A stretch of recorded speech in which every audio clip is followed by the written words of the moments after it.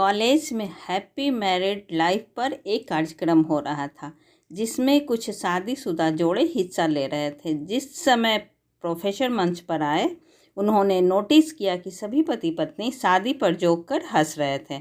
ये देखकर प्रोफेसर ने कहा, चलो पहले एक गेम खेलते हैं, उसके बाद अपने विषय पर बातें करेंगे।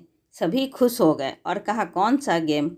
प्रोफेसर ने एक मैरिड लड़की को खड़ा किया और कहा कि तुम ब्लैक बोर्ड पर ऐसे 25-30 लोगों के नाम लिखो जो तुम्हें सबसे अधिक प्यारे हों। लड़की ने पहले तो अपने परिवार के लोगों के नाम लिखे, फिर अपने सगे संबंधी, दोस्तों, पड़ोसी और सहकर्मियों के नाम लिख दिए। अब प्रोफेसर ने उसमें से कोई भी कम पसंद वाले 5 नाम मिटाने को कहा। लड़की ने अपने सहकर्मियों के नाम मिटा दिए। प्रोफेसर ने और 5 नाम मिटाने को कहा। लड़की ने थोड़ा सोचकर अपने पड़ोसियों के नाम मिटा दिए। अब प्रोफेसर ने और 10 नाम मिटाने को कहा।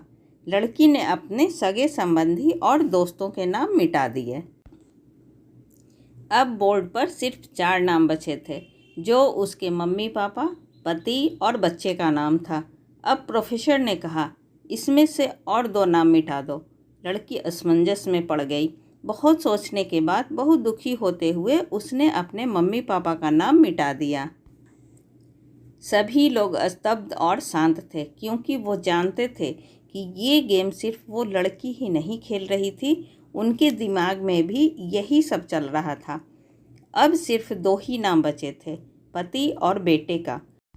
प्रोफेसर ने कहा, और एक नाम मिटा दो। लड़की अब सहमी सी रह गई। बहुत सोचने के बाद रोते हुए अपने बेटे का नाम काट दिया। प्रोफेसर ने उस लड़की से कहा, तुम अपनी जगह पर जाकर बैठ जाओ, और सभी की तरफ गौर से देखा और पूछा, क्या कोई बता सकता है कि ऐसा क्यों हुआ कि सिर्फ पति का नाम ही बोर्ड पर रह गया? कोई जवाब नहीं दे पाया। सभी मुंह लटकाकर बैठे थे। प्रोफेसर ने फिर उस लड़की को खड़ा किया और कहा, ऐसा क्यों? जिसने तुम्हें जन्म दिया और पाल पोस कर इतना बड़ा किया, उनका नाम तुमने मिटा दिया।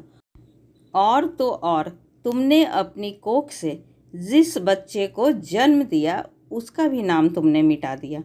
लड़की ने जवाब दिया कि अब मम्मी पापा बूढ़े हो चुके हैं। कुछ साल के बाद वो मुझे और इस दुनिया को छोड़ के चले जाएंगे।